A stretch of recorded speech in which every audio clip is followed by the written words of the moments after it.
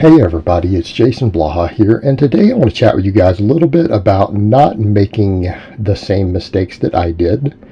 And you guys remember I went through a phase for a whole host of reasons of where I did do training minimalism and things before I came back over to conjugate training and really fully embraced it because I came to realize based upon my previous life experiences, observing other coaches, talking to coaches, athletes, looking at the data that the conjugate system really is ideal. And it really is ideal for dozens of different training goals.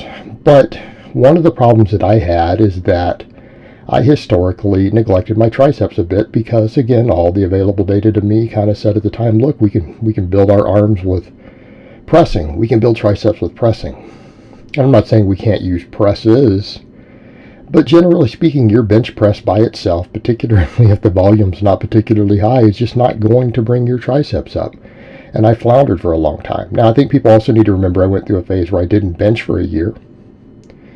Right? I didn't bench at all for a year. I just did overhead pressing with a little bit of dips in there. Not many dips.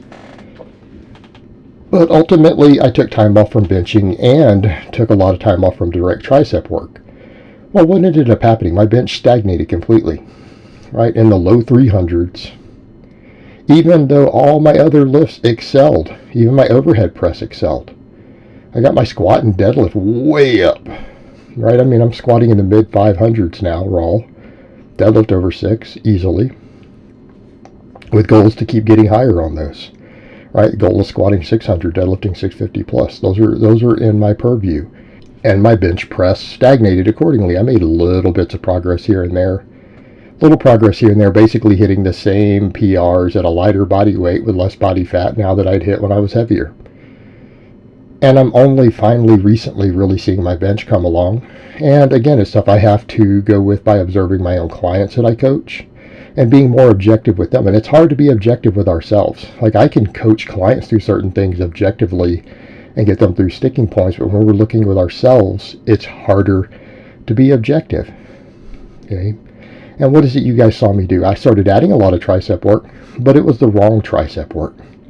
Meaning, in other words, I was treating triceps like a bodybuilder would, of thinking, well, we need full development, and if we really focus on the long head that gets somewhat neglected on all of our pressing, that will bring the whole tricep up, and our triceps will get stronger, and size equals strength, right? And while we know size equals strength, the problem is that when it comes to muscles, muscle heads and muscle fibers are specific. Yes, more size equals more strength, but if you focus mainly on the heads of a muscle that are not contributing to the big movements you want to increase and neglecting the heads that contribute the most, what do you think is going to happen? What do you think is going to happen? You're not going to get stronger on those movements to the degree that you would like. Right? You're not going to get stronger. And when you look at it, most of the tricep work I did was far more long head dominant. You know, and that's something you will hear a lot in the bodybuilding world, and stuff I've told people in the past based upon overall tricep development, that the long head in theory is the most difficult head to bring up, right?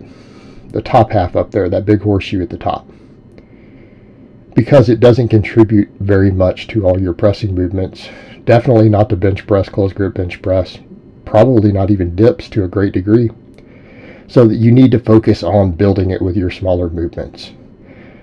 And that's what I did. And what I found is that largely a lot of the smaller movements that in theory should bring up all three heads, what do they end up really just working? They really just work the long head. Anything that ends up putting a stretch reflex on the long head, I personally found left the lateral and medial head of my triceps lagging. You can very clearly see those heads are still underdeveloped on me here, even though they're getting stronger. I'm doing a lot of really serious work for them. I've come to realize that for strength purposes, it's probably wiser to just completely ignore the long head. Let it grow on its own as a carryover from other movements that you do. Focus on the heads that matter. Don't worry about the lazy head. That lazy head is really a show muscle, not a go muscle. You need to work the tricep areas down near the elbows. And that's done by not worrying about stretch position. Right? That's worried about by focusing on the elbow. So what do you see me doing here in a lot of this stuff? You guys see me doing my speed bench closed grip there. You see me doing closed grip presses. Right? And all of that helps. That helps. But then you'll also see me doing JM presses and setting serious performance goals in the JM press. Well, the JM press is very lateral and medial head, right? That's what you see me doing right there, JM press, lateral and medial head. And for those who don't understand, the JM press is like a hybrid between the closed grip bench press and a skull crusher. And yes, you bring it down to your face. That's where I'm bringing the bar down to. And then you do a hybrid back up, right? You're doing both an extension and a press at the same time. And you can get to where you do pretty heavy weights with it. And you have to be careful with the movement. And what I would say to a lot of guys is they found is that when they start doing JM presses, I found this historically, I've noticed it with clients, I've noticed it talking with other lifters, other coaches. If you have weak triceps, the JM press will beat your elbows up, right? But how do we get around this? Why does that occur? Well, the exercise itself isn't inherently a problem. It's weak tendons that's the problem. It's weak tendons. People would call it weak elbows, but it's the tendons of the elbows, the tendons that insert down there. Because if those heads are lagging, well, the connective tissue is lagging.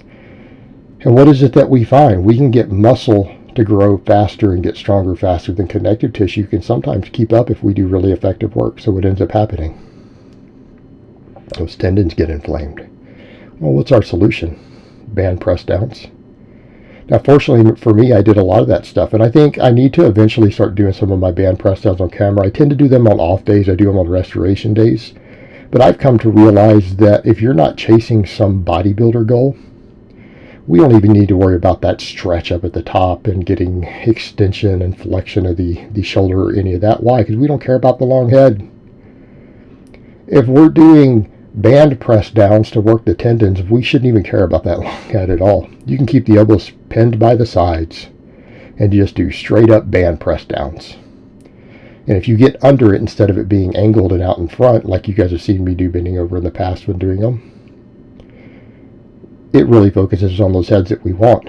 And we get an overspeed eccentric and a stretch on them at the same time. Well, that builds tendons up. You start doing 20 plus reps on those, that will build the tendons up around the elbow.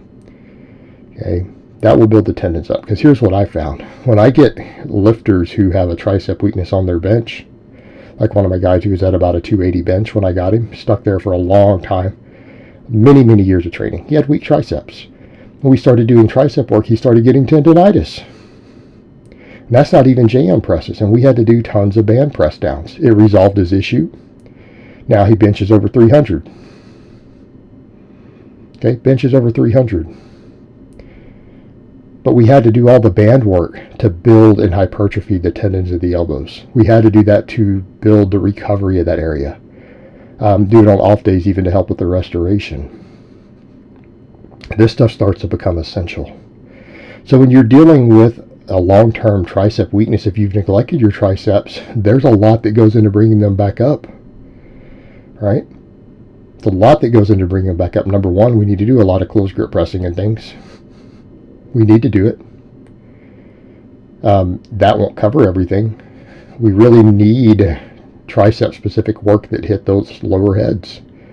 I don't care whether it's JM presses like I do, rolling dumbbell extensions, Tate presses. In some cases, even the sort of the press downs that I told people in the past not to do, elbows pinned to the side with a cable if that's all you have access to. I'd rather you use dumbbells. Or even dumbbells with bands. That's different. All right. Dumbbells with bands. You could even do bands on your JM presses, reverse bands, if you have to. And in fact, if you start to get the elbow issues, the reverse band JM press is again a bit of a cure for that. But we need to be doing heavy, serious work for those lower heads. We need to do it.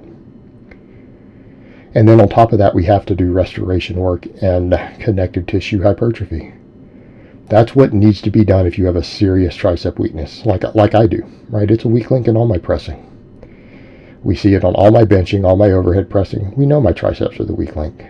And it's because I neglected them. I focused way too much on just benching, and overhead pressing and thinking it would build my triceps. Bench, overhead press dips for a long time. And it didn't work that well. We've got to get in and build those triceps up, especially if they are just genetically a weak link for you. You have to. And there's a whole process that you need to go through to go about doing it. And you're better off doing it sooner rather than later. Trust me on this.